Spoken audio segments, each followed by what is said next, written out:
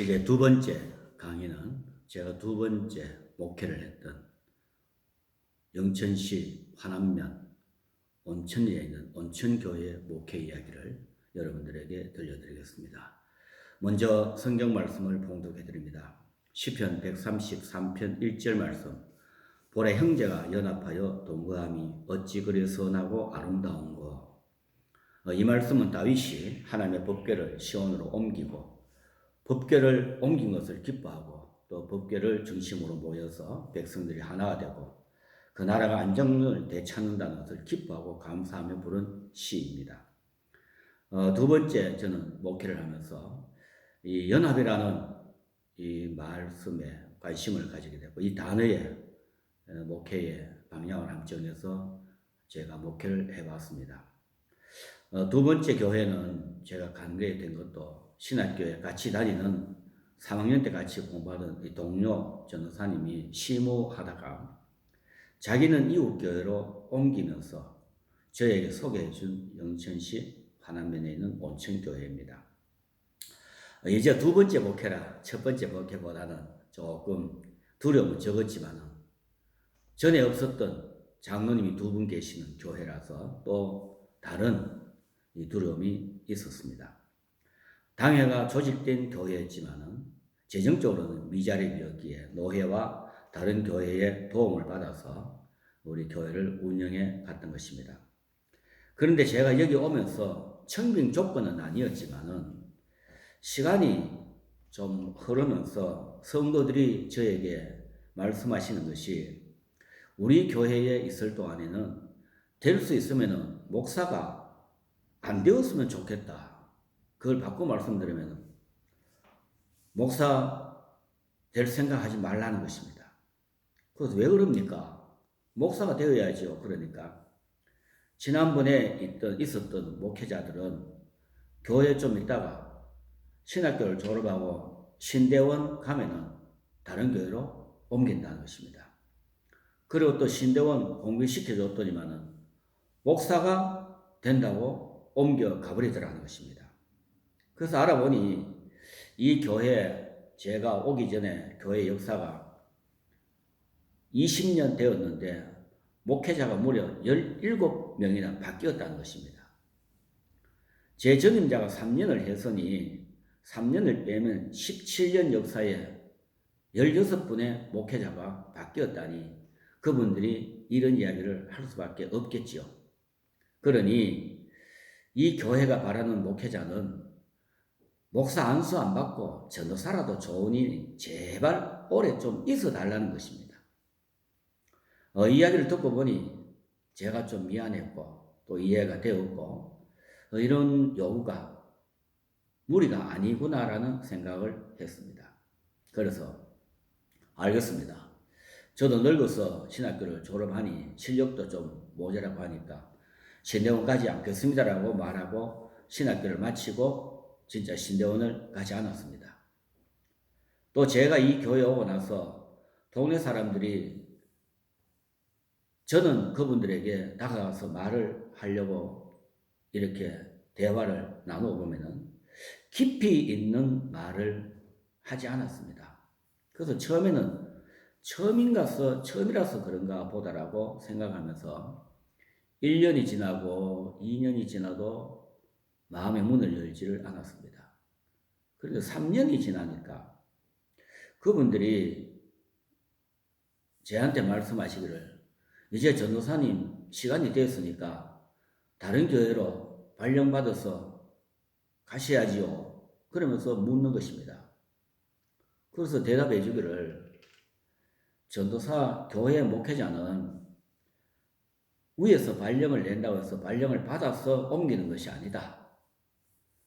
동네 여러분들이 싫다 하면 옮겨야 되고 좋다고 하면은 10년은 20년이고 이 교회에서 목회를 한다라고 그렇게 말을 하니까 그래요? 그러면서 그러면 전도사님 오래 있을랍니까? 그렇게 하는 거예요. 저도 오래 있으려고 합니다. 그러니까 그때부터 마음의 문을 열고 이야기가 됐던 것입니다.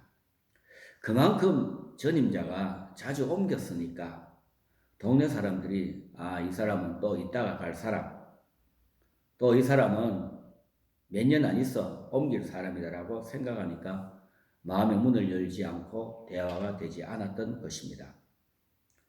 그런데 저는 그 이야기를 하고 난 후부터 동네 사람들과 상당히 가까워지고 이제 신방을 가면서도 동네 사람들과 허물없이 이야기를 하고 이렇게 가까운 사이가 되었습니다. 이 교회에서의 목회 방향도 첫 목회자와 같이 동네 모든 사람들을 가까이 하고 가정을 찾아다니면서 대화를 나누는 일에 많은 시간을 가졌습니다. 그러면서 우리 교회가 무슨 일을 하려고 하니까 교인 수는 적고 또 재정도 미자립이라 부족하고 또 지역적으로 골짜기 위치에 있어서 목회 계획을 다르게 많이 세울 수가 없었습니다.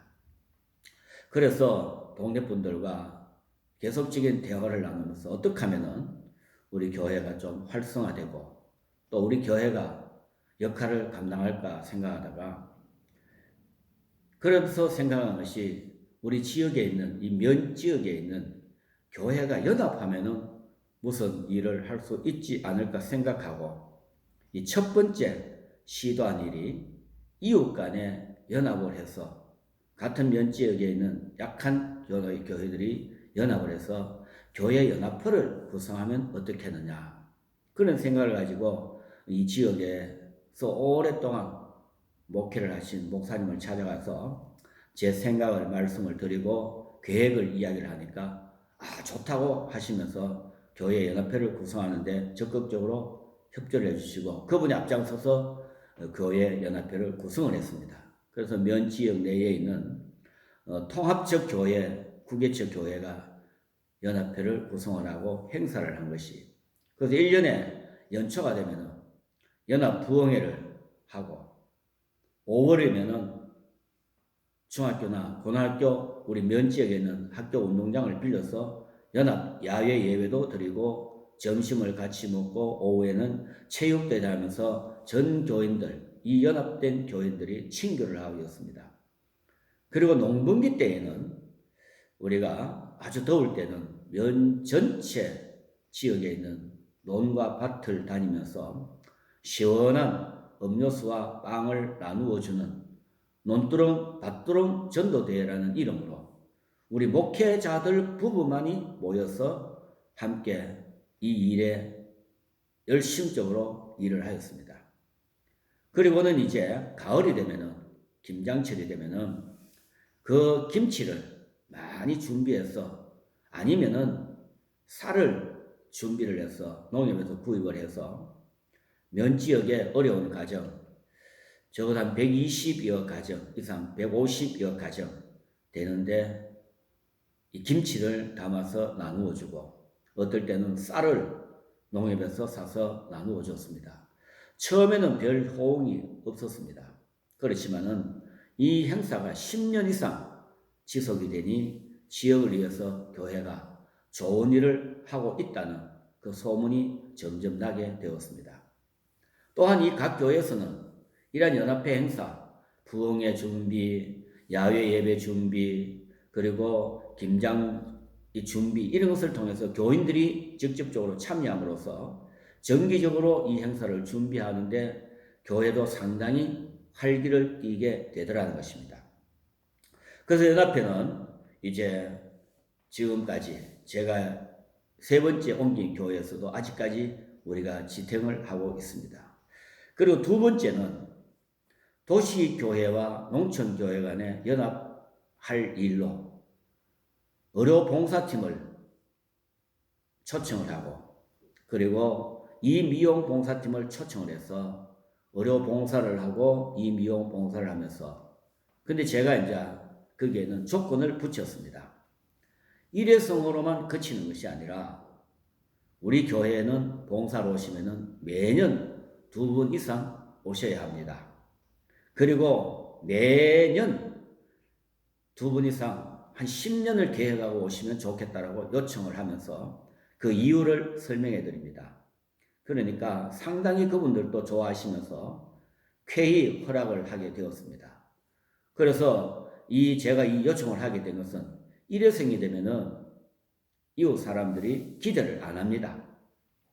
그런데 1년에 2번 이상 오고 또 1년, 2년 매년 빠지지 않고 와서 해주니까 그 다음부터는 그 사람들이 그 때가 되면은 기다리더라는 것입니다. 그리고 작년에 봤던 봉사자들을 또 만나게 되니까 이웃 사람 만나는 것처럼 이 동네 사람들과 친근해지고 스스럼 없는 대화를 나누면서 헤어져도 서로 연락을 하면서 심지어는 농산물까지도 구입해주는 그 일까지 연결이 되어서 교회 주변 사람들에게도 많은 도움이 되었습니다. 그래서 비록 이 도시교회가 와서 봉사를 하지만 우리 교회 봉사 행사같이 되어서 매년 좋은 결과를 얻게 되었습니다. 세 번째는 우리 교회에서 교회 설립일인 5월 첫 주일에 우리 교회 성도들의 자녀들과 그리고 전에 우리 교회에 다니다가 출향한 교인들을 한자리에 모이고 또 온 동네 사람들을 초청을 해서 예배드리는 온 가족 초청 예배를 매년 5월 첫째 주일에 드리면서 정성껏 준비한 선물과 그리고 점심을 대접하고 하루를 즐겁게 보내는 시간을 만들었습니다.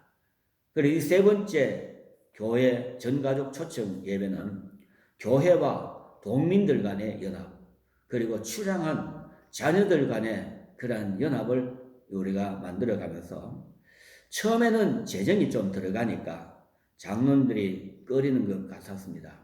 그렇지만은 행사를 마치고 나면은 우리가 들었던 행사보다 더 많은 감사 헌금이라든지 찬조가 들어옴으로써 매년 선물의 가격도 점점 더 올라가게 되고 더 좋은 선물을 해주니까 더욱더 이 행사가 즐거웠고 또 오랫동안 행사를 이어오고 있습니다.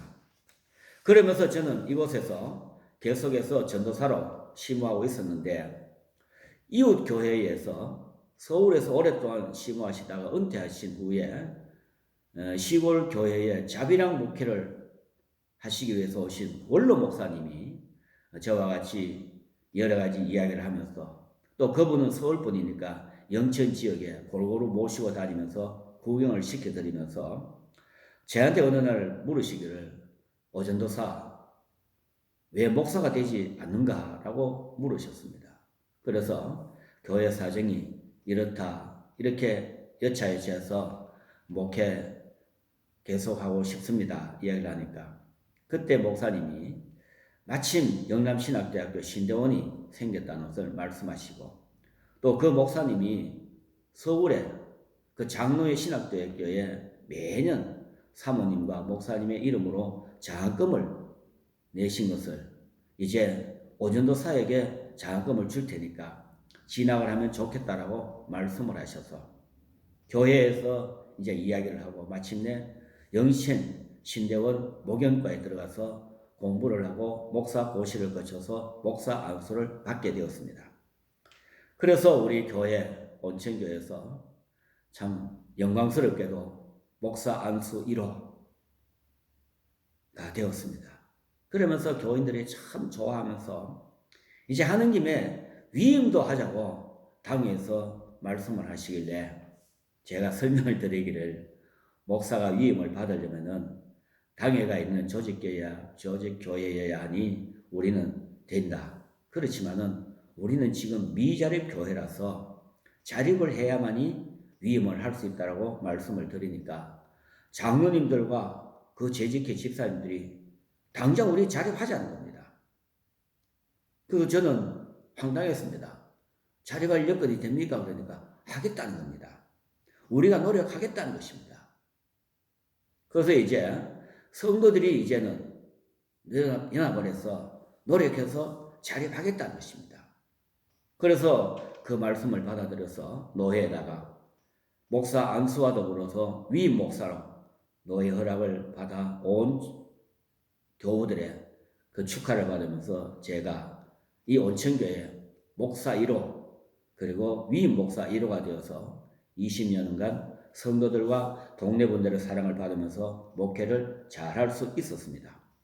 그래서 교회가 30여 년간 미자력으로 있다가 자력하게 되었고, 나아가 도움을 받는 교회에서 이제는 조마하지만은 선교비를 우리가 보내면서 도움을 주는 교회가 되어서 온 성도들이 합력하여 하나님의 선하신 뜻을 이루었는데 기쁨으로 저희들이 다 할 수 있었던 것입니다. 그리고 예배당을 신축하게 되었습니다. 예배당을 신축하려면은 예배당을 신축하기 위한 건축 헌금을 먼저 작정을 하고 헌금을 먼저 하고 시작하지만 그때 우리 온천교회는 예배당을 건축하자는 결정을 먼저 하고 건축부터 먼저 시작을 했습니다. 온 교인들이 하나가 되어서 예배당을 건축하는 일에 총동원되었습니다. 그런데 동네 사람들이 전적으로 우리 예배당 건축에 동참해 주셨습니다. 그래서 아름다운 예배당을 건축하였습니다. 그런데 건축하는 과정에서 놀라운 일은 예배당을 건축하는 데 필요한 모든 재정은 필요할 때마다 채워지더라는 것입니다. 그리고 예배당 건물을 다 짓고 예배당 안에 설치해야 될 여러 가지 그 기물들을 준비하는데 강대상이 필요할 때면은 그리고 의자와 냉난방기, 음향기기, 빔 프로젝터 등 전부 그 때가 되면은 어디에서 오시든지 다른 교회 성도들이나 그리고 이웃분들이 오셔서 직접 오셔서 예배당 짓는 소문을 들었다. 그러면서 기도해 주시고 우리가 도울 일이 무엇이 있는가 라고 물으실 때에 우리가 강대상이 필요합니다. 의자가 필요합니다. 라면은 기꺼이 모든 것들을 다 자기가 담당하겠다고 하면서 현물이나 현금으로 도와주셔서 완벽하게 구비를 하였습니다. 그리고 이제 모든 공사를 마치고 헌당할 때에 우리 장로님이 재정을 보고하는데 처음에 아무런 건축 헌금도 세우지 있지 않았지만 모든 공사를 하고 나니까 수건의 공사를 하고도 400여만 원의 잔액이 남았다는 보고를 듣고 저들도 깜짝 놀랐고 우리 성도들이 뒤에서 예배당은 사람들이 짓는 것이 아니고 하나님이 지으신다라고 고백하며 감사하였습니다. 그래서 우리 성도들 간에 연합하니까 예배당을 짓게 됐고 성도들 간에 연합하니까 자립도 할 수 있겠다라는 것입니다. 그리고 저 개인적으로는 매번 동네에서 공동으로 하는 일이 생기면 적극적으로 참여했습니다. 동네 초상이 나면 우리 교회 성도들에게 적극적으로 도와주라고 당부하고 저도 같이 참여해서 그 집에 여러 가지 도울 일이 있으면 심부름 해주고 특히 10월에는 상여를 매야 될 일이 많은데 젊은 분이 없으니까 나이 드신 분들이 다 맵니다. 그러면은 저도 꼭 참여해서 상여를 매주면은 동네 사람들보다도 그날 상주들이 더 감사하고 좋아했습니다. 그리고 과일 농사를 짓든지 채소 농사를 짓는 밭에 가서 과일을 얻어먹고 하는데 주인들이 저에게 말합니다. 앞으로 전도사님, 제가 여기 없더라도 언제든지 들어와서 풋고추도 따가시고 상추도 뽑아가시고 그리고 사과나 복숭아도 따먹으라는 겁니다. 그래도 주인 없을 때 따먹으면 도둑이잖아요. 그렇게 말하면은 목사님은 우리 밭에 오시면은 그냥 공짜로 먹는 일이 절대로 없더라는 겁니다. 먼저 오시면은 기도해 주더라는 것입니다. 농사 잘 되라고 기도해 주고 그리고 축복하고 따자 쏘시기 때문에 기도하고 나면은 농사가 더 잘 된다라고 웃으면서 이야기하면서 목사가 기도하는데 무슨 공짜가 있느냐? 목사가 와서 하나님이 보시는데 따먹는데 무슨 도둑놈이냐고 하면서 오히려 자기 집 농사가 잘 된다라고 믿음을 가지고 이야기하면서 웃으면서 다음부터는 내 마음대로 와서 따먹겠다고 말한 적이 있습니다. 이와 같이 목회자는 바쁜 일손을 도와주는 것도 좋지만 목회자에 대한 인식이 목회자가 우리 집에 와서 기도해주고 그리고 우리 밭에 와서 축복하면은 하나님이 우리 가정을 지켜주시고 우리가 짓는 농사를 잘 되게 하신다는 믿음을 믿지 않는 사람들도 가지고 있다는 것을 알고 더 열심히 논밭으로 다니면서 그들과 가까워지게 되었습니다.